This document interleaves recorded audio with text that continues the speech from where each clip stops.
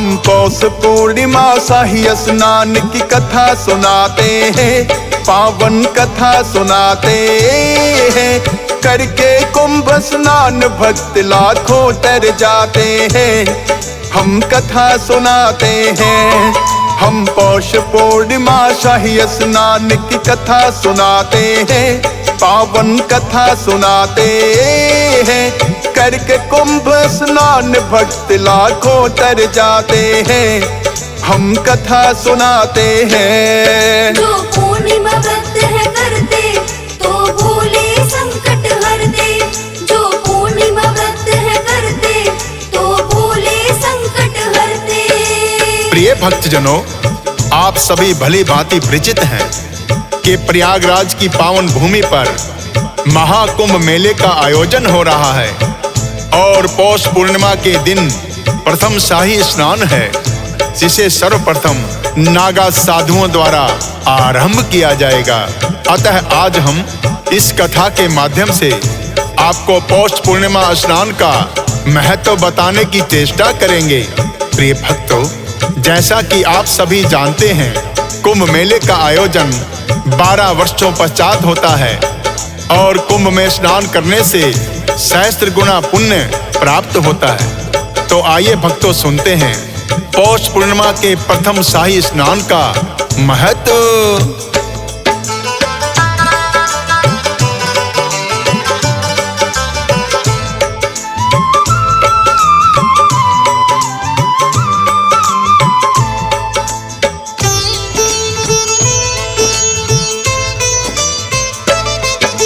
गंगा यमुना सरयों का बड़ा पावन संगम है।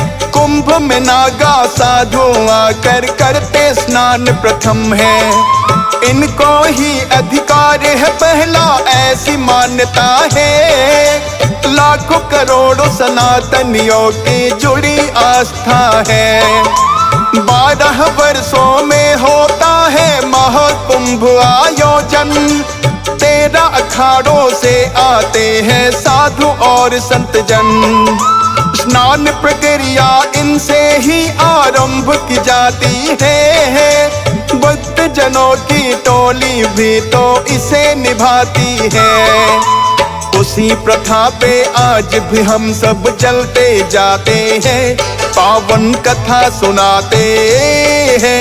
करके कुंभ स्नान भक्त लाखों तर जाते हैं, हम कथा सुनाते हैं। जो पूर्णिमा व्रत है करते तो भोले संकट हर दे। जो पूर्णिमा व्रत है करते तो भोले संकट हर दे। प्रिय भक्तजनों, शाही स्नान के लिए विभिन्न अखाड़ों से संबंध रखने वाले साधु संत प्रथम स्नान करने के लिए पहुंचते हैं, जो सोने चांदी की पालकियों, हाथी घोड़े पर बैठकर अखाड़े की शक्ति और वैभव का प्रदर्शन करते हैं। साधुओं के स्नान करने को ही शाही स्नान कहा जाता है। इन साधुओं को भगवान भोलेनाथ का अनुयायी माना जाता है। पौराणिक मानता है कि शुभ मुहूर्त में डुबकी लगाने से अमरता का वरदान प्राप्त होता है। शाही स्नान के पश्चात ही आम भक्त पवित्र नदी में डुबकी लगाते हैं। यह परंपरा 14वीं शताब्दी में आरंभ हुई थी। जब भारत पर मुगलों के आक्रमण की शुरुआत हुई तो इन्हीं अखाड़ों के साधुओं ने धर्म की रक्षा के लिए एकत्रित होना शुरू कर दिया था। विशेषकर नागा साधुओं ने मुगल आक्रांताओं से बचाने में महत्वपूर्ण योगदान दिया। तभी से उन्हें प्रथम स्नान का अधिकार प्राप्त हुआ और तभी से ये परंपरा चली आ रही है।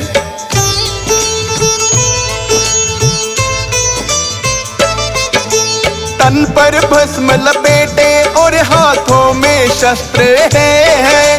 प्रथम स्नान ये नागा साधु ही करते आकर है। सनातन धर्म के ऊपर संकट जब मुगलों का आया, इन्हीं साधुओं ने आकर के अपना धर्म बचाया। इसीलिए रखते हैं साधु एक हाथ में माला, किंतु धर्म की रक्षा खातिर दूसरे हाथ में भाला। होगा धर्म पे संकट तो भाला भी चलाएंगे, वरना धर्म की रक्षा हम कैसे कर पाएंगे। एकता में है शक्ति बड़ी ये सभी बताते हैं, पावन कथा सुनाते हैं। करके कुंभ स्नान भक्त लाखों तर जाते हैं, हम कथा सुनाते हैं। जो पूर्णिमा व्रत है करते तो भूले संकट हरते, जो पूर्णिमा व्रत है करते तो भूले संकट हरते। प्रिय भक्तजनों, सनातन धर्म की रक्षा करने अनेकों साधु संतों ने अपने प्राण तक न्यौछावर कर दिए थे। अनेकों उदाहरण आपने पढ़े और सुने होंगे। और जब तक सनातन धर्म इस पृथ्वी पर है, साधु और संतों का सदा ही सम्मान होता रहेगा। इसीलिए कुंभ स्नान को भी साधुओं के द्वारा ही प्रारंभ कराया जाता है। प्रिय भक्तों, पौष पूर्णिमा के दिन पावन तीर्थ स्थलों में स्नान करने से मनुष्य को अत्यधिक पुण्य की प्राप्ति होती है। और कुंभ में यदि पौष पूर्णिमा स्नान करने का अवसर प्रदान हो तो सहस्त्र गुण फल मिलता है। और पौष पूर्णिमा स्नान से ही कुंभ स्नान प्रारंभ हो रहा है।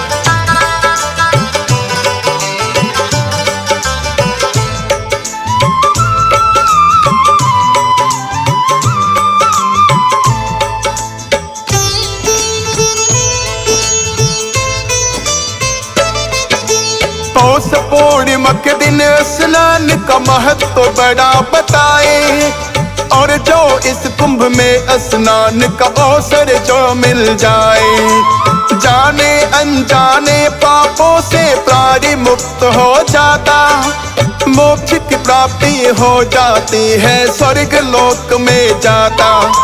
पौष पूर्णिमा स्नान का वेदों में भी वर्णन है, स्नान दान से भोलेनाथ भी होते प्रसन्न है।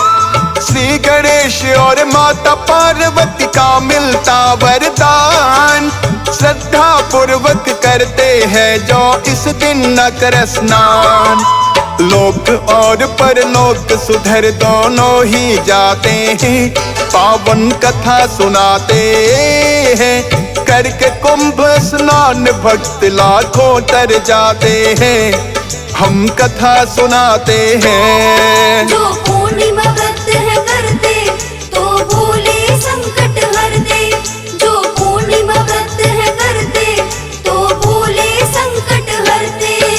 प्रिय भक्तजनों, पौष पूर्णिमा के दिन तीर्थ स्थानों में स्नान करने के अलावा अनेकों भक्त व्रत भी रखते हैं।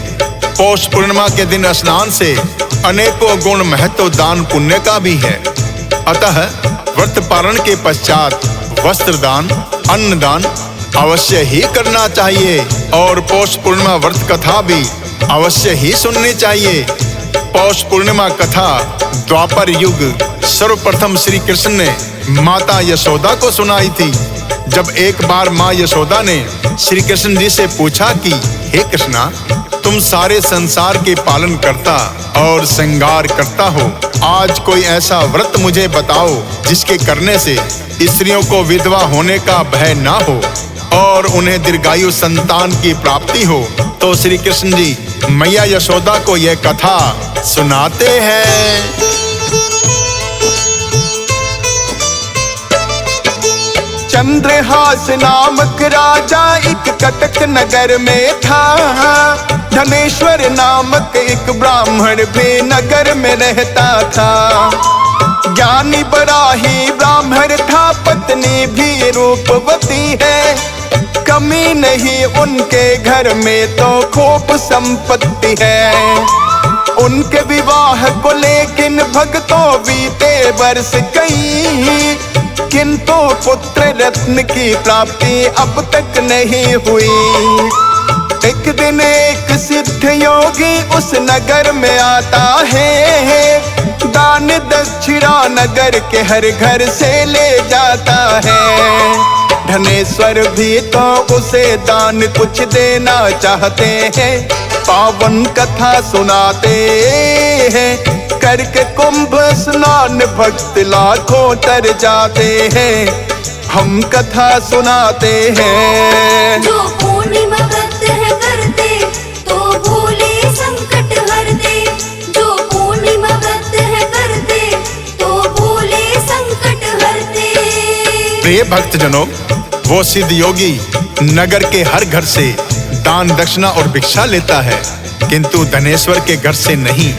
तो धनेश्वर ने ब्राह्मण से पूछा कि आपने हमसे कुछ क्यों नहीं मांगा? योगी ने कहा कि हम निसंतान लोगों के घर से दान दक्षिणा नहीं लेते।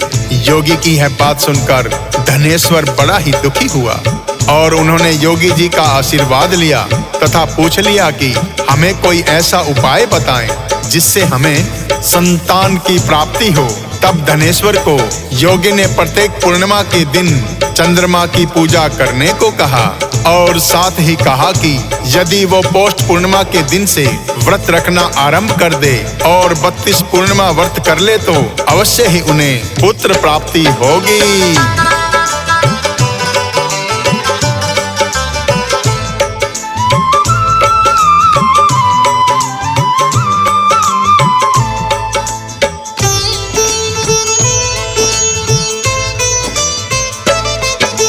करके उन्हें प्रणाम धनेश्वर घर में चला आया और कहा पत्नी से ब्राह्मण ने ये उपाय बताया।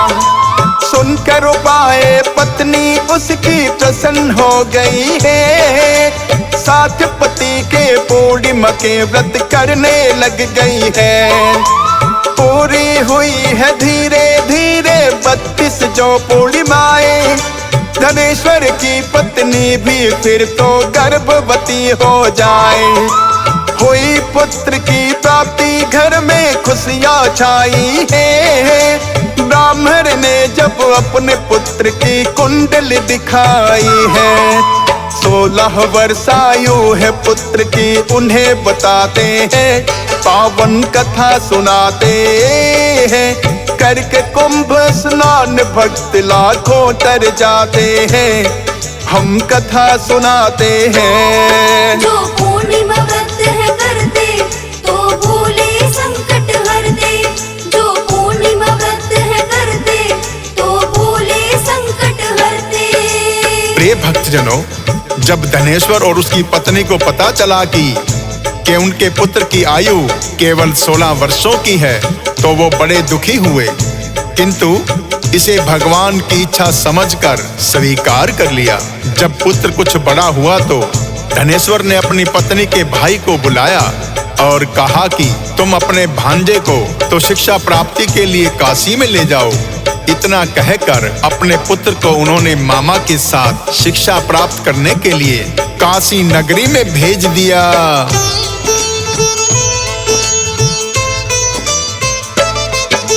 मामा भांजा दोनों ने ही कर दिया है प्रस्थान, चलते चलते होने लगी है जब कुछ उन्हें थकान।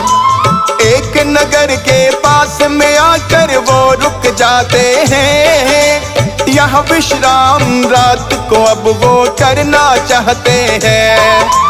उसी नगर के राजा की एक सुंदर थी कन्या, नगर के राजा की कन्या का उस दिन ही था विवाह, किंतु वर जो था कन्या का आंख से काना था।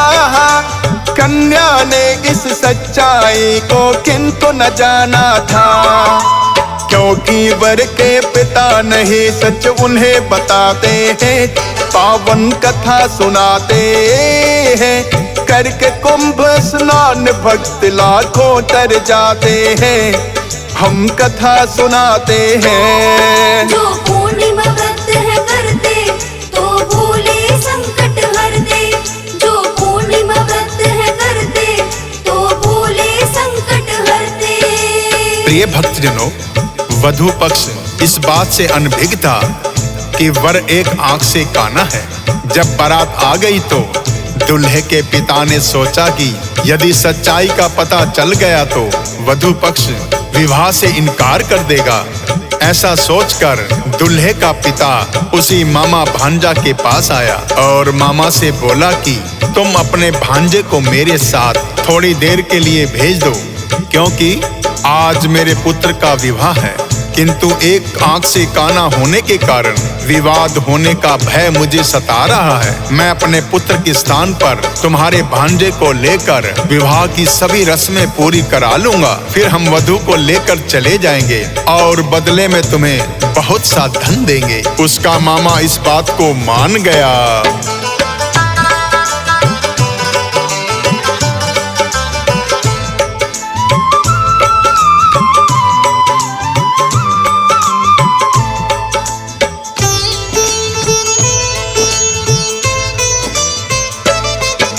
दूल्हे का पिता उसके भांजे को लेकर आया, अपने पुत्र के स्थान पे लाकर फेरों पर बैठाया। लगा सोचने भांजा ये तो उचित नहीं है बात, है निर्दोष ये कन्या, धोखा क्यों करो इसके साथ। दुल्हन की चुनरी पर उसने सब बातें लिख दी है, किंतु रस्म विवाह की तब तक पूरी हो गई है। फेरों के पश्चात जो दुल्हन कक्ष में आई है, देखा अपनी चुनरी पर जो दिया दिखाई है। जान गई कि धोखा हमसे करना चाहते हैं, पावन कथा सुनाते हैं। करके कुंभ स्नान भक्त लाखों तर जाते हैं, हम कथा सुनाते हैं। जो पूर्णिमा व्रत है करते तो भूले संकट हरते, जो पूर्णिमा व्रत है करते तो भूले संकट हरते। प्रिय भक्तजनों, जब दुल्हन ने अपनी चुनरी पर लिखी हुई बातें पढ़ी तो वो जान गई कि उसके साथ धोखा हुआ है और उसने अपने पिता को सच्चाई से अवगत कराया। तो राजा बड़े ही क्रोधित हुए और अपमानित करके बारात को बिना दुल्हन के ही वापस लौटा दिया। अब राजा की कन्या अपने पिता से कहने लगी कि हे पिताश्री, मेरा विवाह इस ब्राह्मण पुत्र से संपन्न हो चुका, अतः आप मुझे इसके साथ ही विदा करें। तो राजा भी मान गए और कहने लगे कि मेरी पुत्री का विवाह तुमसे ही हुआ है, अतः इसे पत्नी रूप में स्वीकार करो। तो ब्राह्मण पुत्र बोला, अभी तो मैं काशी में शिक्षा ग्रहण करने जा रहा हूँ और मैं अल्पायु भी हूँ। यदि मैं जीवित रहा तो शिक्षा प्राप्त करने के पश्चात आपकी कन्या को अवश्य ही पत्नी रूप में स्वीकार करूँगा।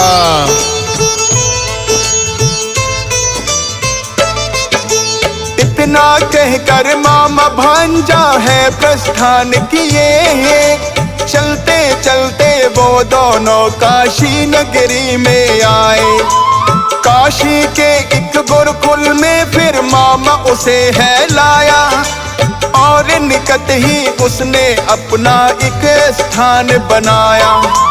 भांजा काशी के गुरुकुल में पढ़ने लग गया है, देख रेख में वो मामा की रहने लग गया है। शिक्षा ग्रहण करने को तो उसे मामा लाया था, किंतु ब्राह्मणों ने अल्पायु उसे बताया था। 16 वर्ष वो भी पूरे फिर तो हो जाते हैं, पावन कथा सुनाते हैं। करके कुंभ स्नान भक्त लाखों तर जाते हैं, हम कथा सुनाते हैं। जो पूर्णिमा व्रत है करते तो भूले संकट हरते, जो पूर्णिमा व्रत है करते तो भूले संकट हरते।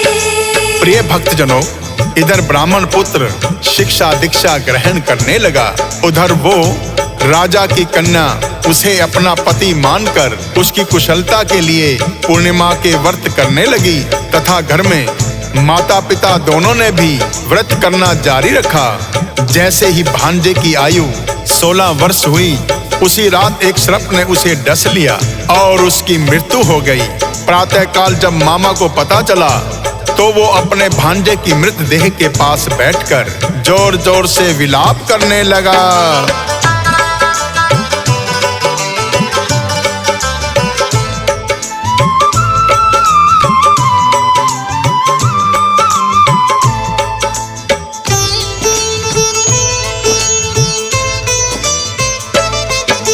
भोलेनाथ और पार्वती आए वहाँ विचरण करने, देखा ब्राह्मण पुत्र का मामा लगा रुदन है करने। माता पार्वती को मामा पर दया आ गई है, प्राण दान इस दे दो भोले से कहने लगी है।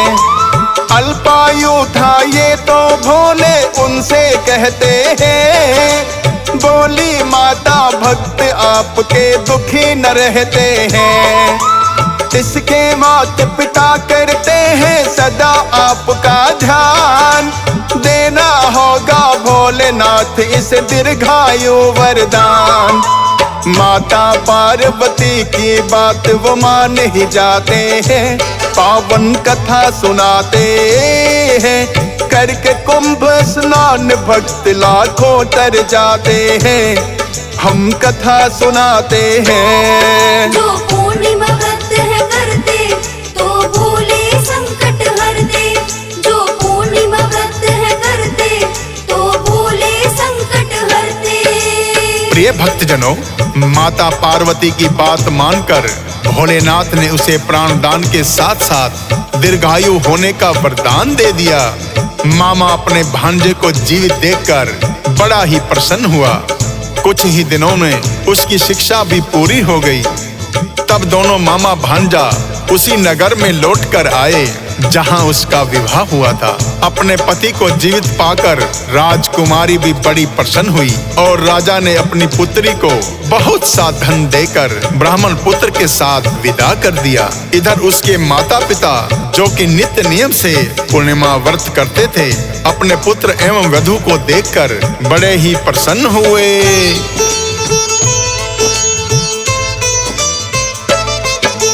पूर्णिमा व्रत भी माता पिता के अब तो हुए सफल, अल्पायु का पुत्र जो उनका जीवित गया है मिल।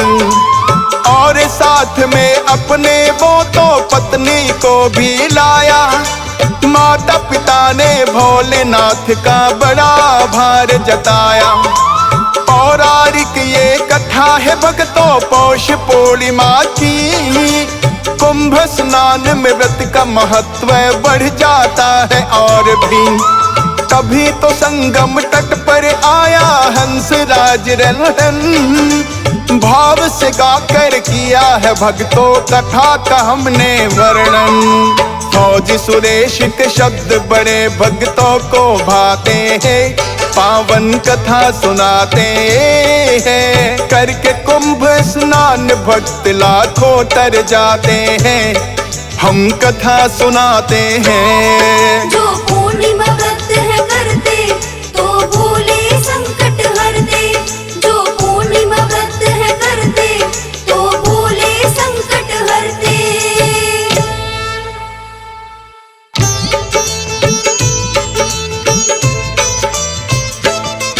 हम पौष पूर्णिमा शाही स्नान की कथा सुनाते हैं।